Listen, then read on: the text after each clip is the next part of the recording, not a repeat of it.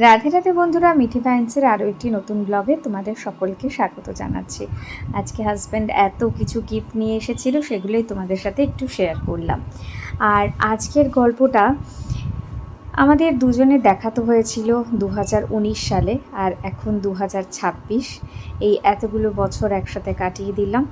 আর 2024-এ আমাদের বিয়ে, এবং বিয়ের আগে এবং বিয়ের পরে আমাদের কখনোই মনে হয়নি যে আমাদের মধ্যে কিছু চেঞ্জেস হয়েছে, কারণ আগেও আমরা খুব ভালো বন্ধু ছিলাম। এখনও ঠিক সেম আমরা বন্ধুই আছি, হাজব্যান্ড ওয়াইফ আমরা পরে, প্রথমে আগে আমরা বন্ধু।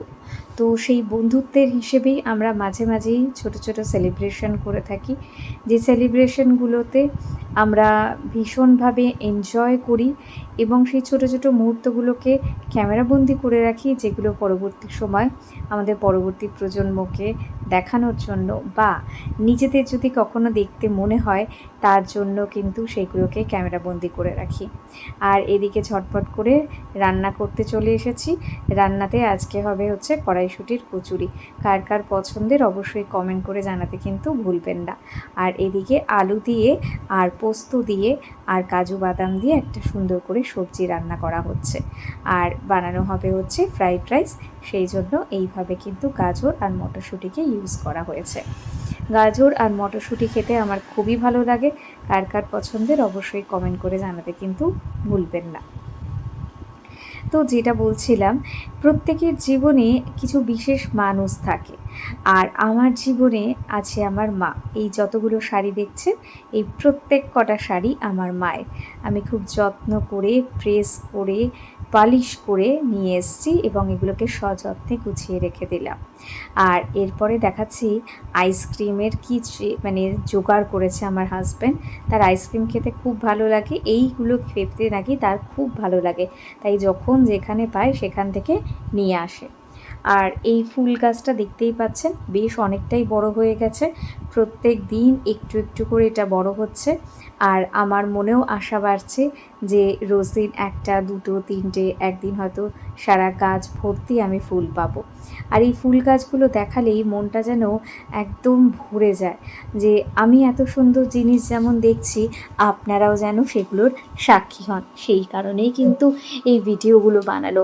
এই ভিডিওগুলো আমার টাইম লাইনে রয়ে যাবে আমার জীবনের একটা স্মৃতি হিসেবে। আর সেই স্মৃতির পাতায় যোগ হবে নতুন নতুন সব গল্প, আর সেই গল্পের কিন্তু অংশীদার আপনারাও হয়েছেন। তো আপনারা শুধু ভাবছেন যে এই ব্লগের মধ্যে রয়েছে শুধু ঠাকুর বাড়ি বা হচ্ছে ঠাকুর ঘর বা শুধুমাত্র খাওয়া দাওয়া বা হচ্ছে গাছের ফুল। এগুলো কিন্তু আমার জীবনের এক একটা ছোট ছোট অংশ বলা যেতে পারে। আজকে বানিয়েছিলাম বাড়িতে জিলিপি। খুব যে টেস্টি হয়েছিল তা নয়, কিন্তু দেখতে অনেকটাই প্রপার শেপের হয়েছিল। হাজব্যান্ডকে তাই দিয়েছিলাম। হাজব্যান্ড খেয়ে বলেছিল যে সবার প্রথমে তো একটু ভয় পেয়ে গিয়েছিল যে আদৌ মিষ্টি হয়েছে তো, চিনি দিয়েছিস তো। তারপরে দেখলাম যে না, সব কিছুই ঠিকঠাক ছিল। দেখুন, এরকমভাবে আমি মোর শপিং মল থেকে এরকম একটা প্যাকেট কিনে এনেছিলাম মিক্সারে, আর তার সাথেই তো দিয়ে দিয়েছিল এই বটলটা। তো মিক্সচারটাকে দিয়ে এই বটলের মধ্যে ফেলেছিলাম, কিন্তু বিষয়টা হয়েছে বেশ গাঢ় হয়ে গেছিলো। আর একটু হয়তো লাইট হলে এটা আর একটু সুন্দর হতো। তো চলুন, অনেক কষ্টের ফলে 3-4টে নষ্ট হওয়ার পরে তারপরে কিন্তু প্রপার শেপ এসেছিল। তারপরে চিনির রসে ডুবিয়ে নিলেই রেডি আমাদের জিলিপি। কেমন লাগছে দেখতে? দোকানের মতো তো হয়নি, অবশ্যই টেস্টি, কিন্তু দেখতে অনেকটাই কিন্তু বেটার ছিল। আপনারা একবার বাড়িতে ট্রাই করে দেখতে পারেন। তবে আমার মনে হয় দোকানেরটা কিন্তু আরও বেশি হবে। আর আপনারা যদি এক্সপার্ট হয়ে থাকেন তাহলে বাড়িরটাই কিন্তু সব থেকে সুন্দর হবে। রুটি আমি কোনো দিনই গোল বানাতে পারতাম না, কিন্তু ধীরে ধীরে চেষ্টা করে সেটাও আজকে করেছি। এটা বানাচ্ছি চিনির পরোটা। আমার খেতে, আমার হাজব্যান্ডেরও খেতে দারুণ ভালো লাগে। গোল কিন্তু অনেকটাই হয়েছে, কি বলুন? 4-5টা একটু কেটে নিলেই হয়ে যাবে। চিনির পরোটা খেয়ে দেখবেন, ব্রেকফাস্টে বেশ দারুণ লাগবে। আর এদিকে থালা সাজিয়ে নিয়েছি। এই থালাটা ছিল হচ্ছে পরের দিনের আমার লাঞ্চের থালা। আর চিংড়ি মাছের আজকে মালাইকারি করব। সঙ্গে আনেছে পমফ্রেট মাছ। তো দেখা যাক কীভাবে রান্নাটা করা হয়। পমফ্রেট মাছটাকে ভালো করে আগে ভেজে নিয়েছি। আর এরপরে চিংড়ি মাছগুলোকে সুন্দর করে ভেজে নিয়েছি। আর কিছু ট্যাংরা মাছও রয়েছে। মাছ খেতে কিন্তু আমি একদম পোকা যাকে বলা চলে। এই ট্যাংরা মাছটাকে আলু দিয়ে রান্না করা হয়েছিল, আর এদিকে রান্না করা হয়েছিল চিংড়ি মাছের মালাইকারি, আর এর মধ্যেই পমফ্রেট মাছটাকেও দিয়ে দেওয়া হয়েছিল, কারণ এই একটা মাছকে আলাদা করে আর কী বা রান্না করা হবে। দেখুন চিংড়ি মাছগুলো কিন্তু দারুণ সুন্দর ছিল, দামটাও তেমনই সুন্দর ছিল। যাই হোক, একদিনেরই তো খাবারের ব্যাপার। আর এদিকে ছিল হচ্ছে মাছের তেল। মাছের তেলটা আমি ভালো করে রান্না করতে পারি না, আপনারা যদি জানেন অবশ্যই কমেন্ট করে জানাতে কিন্তু ভুলবেন না। হয়ে গেছে ট্যাংরা মাছের ঝাল, আর এদিকে চিংড়ি মাছের মালাইকারি, সঙ্গে ছিল পমফ্রেট মাছও। আর বানিয়েছিলাম হচ্ছে গোলাপ জামুন। এটাও আমি মোর শপিং মল থেকে মিক্সারটা কিনে এনেছিলাম, কিন্তু একটুকু ভালো বানাতে পারিনি, কারণ আমি যখন এটার সাথে জল অ্যাড করেছিলাম ভেবেছিলাম কি আমি জিলিপি যেমন বানাচ্ছি ততটা জল লাগবে, তাই বেশি জল ফেলে দিয়েছি। তখন মনে পড়লো যে না, এটাকে তো ডো বানাতে হবে। তখন আমি কি করলাম, এটার মধ্যে আটা দিয়ে দিয়েছিলাম, ব্যাস দেখতেই পাচ্ছেন পুরো কিন্তু ভেঙে ভেঙে গেছে। আর এইভাবেই কোনো মতে ভেজে নিয়েছিলাম। ভেজে নিয়ে তারপরে চিনির রসের মধ্যে দিয়ে দিয়েছিলাম। হ্যাঁ, অবশ্যই কিন্তু ফুলে গিয়েছিল, চিনির রসে থাকার ফলে বেশ মোটাও হয়ে গিয়েছিল সাইজে, কিন্তু খেতে অত টেস্টি কিন্তু হয়নি, যেহেতু আমি আটাটা ইউজ করেছিলাম। আপনারা কিন্তু ভুলেও এই কাজটা করবেন না। হাজব্যান্ডের খুব পাপড়ি চাট খেতে ইচ্ছে করছিল, তো একটা প্যাকেট নিয়ে এসেছিল, আমি সেটাই টুক করে বানিয়ে দিয়েছিলাম। দই, ছোলা, শসা, পেঁয়াজ, আলু আর চাট মশলা নিয়ে নিয়েছি এখানে। গাজরটা বলতে আমি ভুল করে বলে ফেলেছি, তাই আমাকে ক্ষমা করে দেবেন।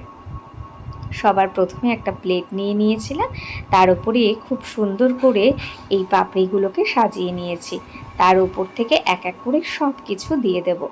ব্লগ বানাতে বসে এই ভিডিও দেখে দেখে তার সাথে যে ভয়েস দেওয়া, এটা মাঝে মাঝে আমার কাছে একটুখানি সমস্যাদায়ক হয়ে পড়ে। এই ভয়েস দেওয়াটা কিন্তু অনেক কঠিন কাজ, কারণ একটা ভিডিও চলছে আর সেটার সাথে আপনাকে বুঝে বুঝে বানাতে হবে। তো এটা যেই মুহূর্তে সেই ঘটনাগুলো ঘটছে তারপরে কিন্তু আপনাকে আবার রিপ্লে করতে হবে। দিয়ে দিলাম হচ্ছে টক দই, ব্যাস হয়ে গেছে। আর আমার হাজব্যান্ডকে খুশি করার জন্য বানিয়েছিলাম ঠেকুয়া। ঠেকুয়াই ফার্স্ট টাইমে বানিয়েছিলাম, তাই মাত্র এই কটাই বানানো হয়েছিল। তো দেখুন কেমন হয়েছে দেখতে। দেখতে তো বেশ ভালো হয়েছিল, খেতে মোটামুটি হয়েছিল। আর এদিকে আবার আমি আমার ঠাকুরঘর শেয়ার করছি। আজকে ছিল হচ্ছে মা লক্ষ্মীর বৃহস্পতিবার, সেই জন্য খুব সুন্দর করে পুজো দিয়ে নিয়েছিলাম। আর দেখতেই পাচ্ছেন যে আজকে গোলাপ জামুন দেওয়া হয়েছিল। আর গোপাল ঠাকুরের ড্রেসটা কেমন লাগছে, দুজন কিন্তু একদম সেম টু সেম ড্রেস পরেছে, যাতে কোনো ঝগড়া না হয় দুজনের মধ্যে।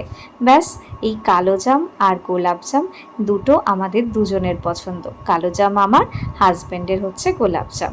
আর এদিকে দুপুরের থালি নিয়ে বসে পড়েছি খাওয়ার জন্য। আর এই প্লেটটা কি সুন্দর দেখতে না বলুন। আর এই বাটিগুলো আর প্লেটটা আলাদা আলাদা সময় কিনেছি, কিন্তু একদম ম্যাচিং হয়ে গেছে। হাজব্যান্ডের পছন্দের খাবার, তাই ওখান থেকে আমিও একটু ভাগ করে খেয়ে নিয়েছিলাম। সঙ্গে ছিল হচ্ছে পায়েস, আর তারপরে বেশ কিছু মিষ্টি বেঁচেছিল, সেগুলো কিন্তু বাড়িতে লোকজন এসেছিল যখন, তখন তাদেরকে সার্ভ করে দেওয়া হয়েছিল। আপনাদের কার কোনটা পছন্দের অবশ্যই কমেন্ট করে জানাতে কিন্তু ভুলবেন না। জীবনে চলার পথে আমরা প্রচুর মানুষের সঙ্গে কিন্তু দেখা সাক্ষাৎ হয়, ভালো লাগা থাকে, কিন্তু ভালোবাসা কিন্তু খুব কমই হয়। এটা একটা লাঞ্চ থালি, যেহেতু বাড়িতে লোক এসেছিল তাই তাদের জন্যই এগুলো অর্ডার দেওয়া হয়েছিল। কেমন লাগছে অবশ্যই কমেন্ট করে জানাতে কিন্তু ভুলবেন না। আর বাড়িতে রান্না বান্না করলে তো অনেকটা সময় লেগে যাবে, তাহলে আমরা কথা বলবো কখন? সেই জন্যই হাজব্যান্ড বলল বাইরে থেকে খাবার অর্ডার করাটাই সব থেকে ভালো ব্যাপার হবে, তাহলে নিজেদেরকে সময়ও দেওয়া যাবে আড্ডা দেওয়ার জন্য। আর এটা পরের দিনের পুজো পুজোর ব্লগ। পুরো ব্লগ জুড়ে কিন্তু আমার ঠাকুর ঘরই আপনারা দেখতে পাবেন। আবার সেই একই কথায় ফিরে আসছি। আর এই ব্লগগুলো দেখতে কেমন লাগছে অবশ্যই কমেন্ট করে জানাতে ভুলবেন না। অবশ্যই নতুনত্ব কিছু আপনারা হয়তো পাচ্ছেন না, সেই জন্যই হয়তো চ্যানেলটা সাবস্ক্রাইব করছেন না। আজকে বানিয়েছিলাম পাস্তা কিন্তু আপনারা কীভাবে বানান আমি তো জানি না। আমার সহজ পদ্ধতিতে আমি এইভাবেই বানিয়েছিলাম। সেদ্ধ করে নিলাম পাস্তাটা, আর এদিকে পাস্তা মশলা, আলু, পেঁয়াজ এগুলো সব দিয়ে নাড়িয়ে চাড়িয়ে তার মধ্যে পাস্তাটাকে দিয়ে দিয়েছি। আমার তো খেতে খুব ভালো লেগেছিল। ওপর থেকে একটু মেয়োনিজও দিয়েছিলাম। আমার হাজব্যান্ডকে বানিয়ে দিয়েছিলাম ফুলকপির পকোড়া। ওর এটা খুব পছন্দের। আর হার্ট শেপটা তৈরি করেছিলাম টমেটো কেচাপ দিয়ে। অনেকবার ভুল হওয়ার পরে তারপরে কিন্তু এরকম পারফেক্ট স্টেজে যে সেটআপটা দেখতে পাচ্ছেন এটা হয়েছে। পিছনের যে 3টে প্লেট দেখছেন, ওই 3টে প্লেটে কিন্তু খুব জঘন্য আকারের কিন্তু আমি তৈরি করেছিলাম। এটা ফার্স্ট, এটা সেকেন্ড, এটা থার্ড, আর লাস্টেরটা হচ্ছে একদম ফাইনাল পজিশান।